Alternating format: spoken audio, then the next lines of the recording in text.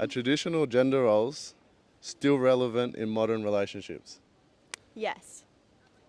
I would say it's relevant, but I don't think people have to follow it. I think it's a good idea, and I know there are people that do like that, and I like that as well, but it's not something I would want. But yeah, I'd say it's still relevant. People still like it, yeah. Yeah, I think so. Not in the where I'm from, I guess, but in more traditional countries, I think so. Yeah, in some cultures. Not so much nowadays.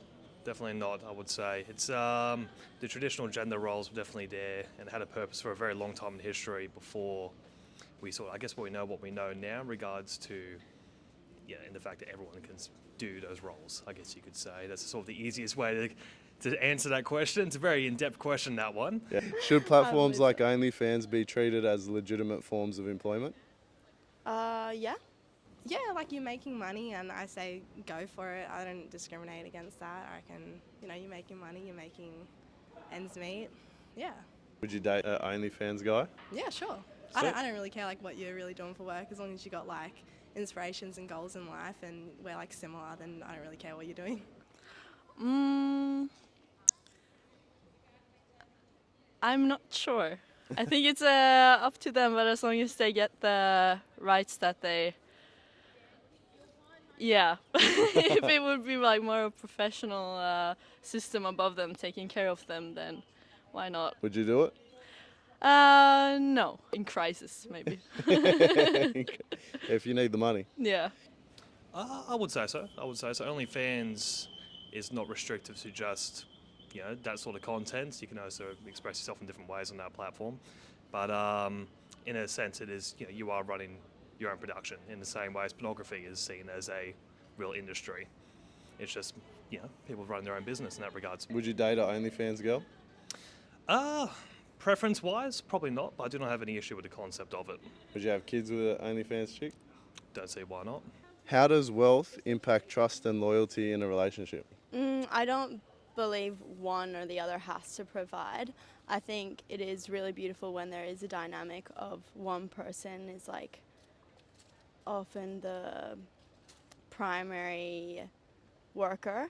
I think it's really beneficial when it's a male and a woman, if they have kids, can be there to fully support the children, because I don't see that enough. And I think as much as feminism is super important, it also has gone that little bit too far, and women are feeling this, everything must be split, and like we're not allowing women to just be held and feel completely safe in those relationships, because it's like they feel like they've got to do above and beyond to support the family. So you're more like traditional? I guess. I mean, I reckon like the 50-50 like idea is good, but again, I don't really, personally, I don't care about that. If I'm making more, that's fine. If he's making more, that's fine as well. But I'd also like to do things that would make it more 50-50 in like other situations. But yeah. Do you feel that you can trust the guy more when he makes more money? It's a bit of a hard question, because he could be working really hard now and doing a lot and not earning much, but like eventually we'll get to that point. Whereas like some people, like you can be working and earning a lot of money and not be as trustworthy. Oh. If it's a genuine relationship, I wouldn't think that would have anything to do with it, maybe. Because trust and loyalty is more like from the inside and depending on each other. But okay, my parents, for example, they do, my dad earns more than my mom, but they give the same percentage. So for them, it's the same value, but on paper, he gives more than her. But to them, it's equal. I guess it comes down to the individual people. Like, if you get in a relationship with someone who views wealth as very much a deciding factor, that's going to be very reflective on what happens within the relationship itself. So, in essence, it shouldn't be a deciding factor, but a lot of times nowadays, there's definitely a deciding factor. Does the concept of body positivity promote an unhealthy lifestyle? No, I think it just like getting down to the root of things is the best. I don't feel like I think body positivity is so important because it has become really toxic, like on what your body looks like, and social media has created really unrealistic beauty standards. But I also do feel it's really important to just not promote obesity. It's a snake. Oh shit. Oh my god. Oh shit! It's a little baby snake. It's a Oh. snake. I feel like either's like fine, and it's good that they have that out there, but I feel like you definitely, if you feel like your body's like not in the right health, definitely go to like to the doctors and make sure like you're talking to them about it. And if they say like something needs to change, then it definitely needs to change. But it's really good that there's body positivity on both, like if you go smaller on the small side or the bigger side, and they do have those clothing options and they do make you feel inclusive. I feel like that is really important. And everyone is different, and everyone's got their own like every like medical like, conditions. Like you don't know like what people are going through. I mean, I've seen a lot of it on TikTok, people talking about that. I think spreading body positivity doesn't itself promote unhealthy lifestyle, but it depends. Like, just to me, body positivity just accepting you and your body and loving you for who you are. But then some people take it to the extreme both ways, like being extra heavy or extra unheavy light. That of course isn't healthy, but I think body positivity as a movement itself doesn't.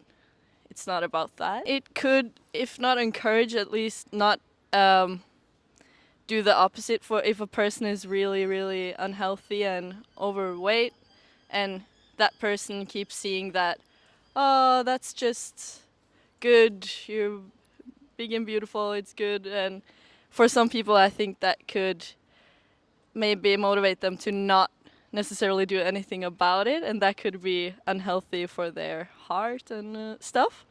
Ooh. I wouldn't say it promotes it.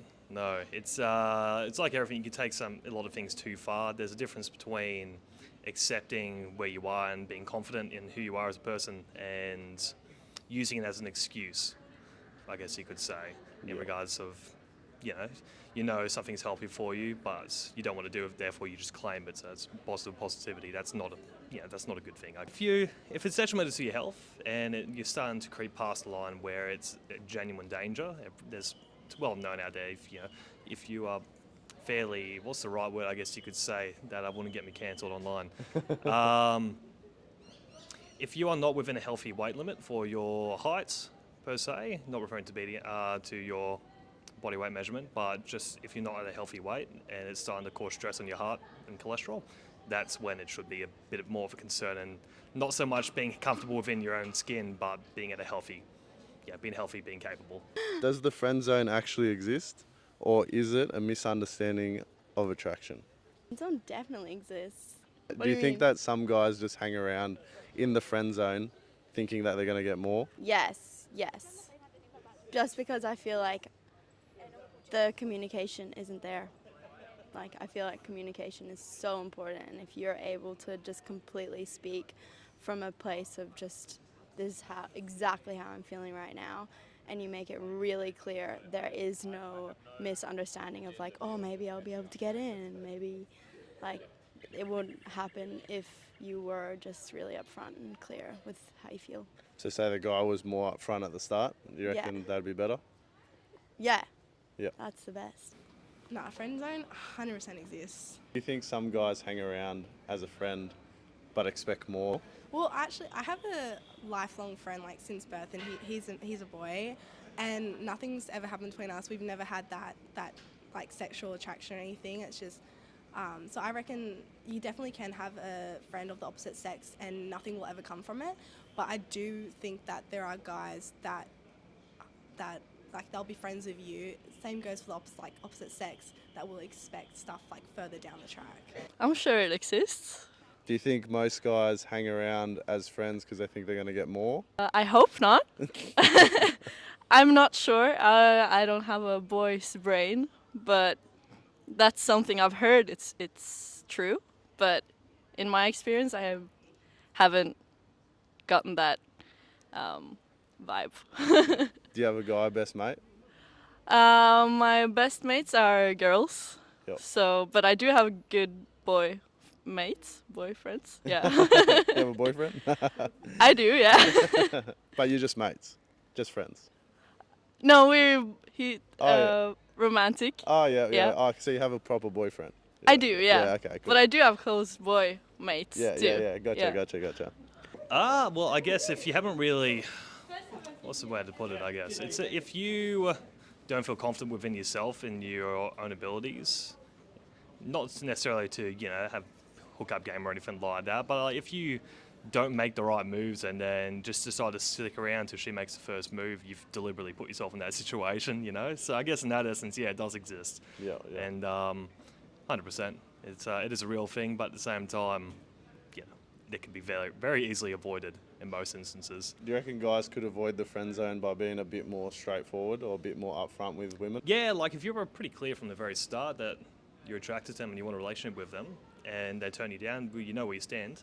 If you're not straightforward in that sense, you just sort of stick around till something happens, then you're shooting yourself in the foot. Should transgender men be allowed to compete in women's sport?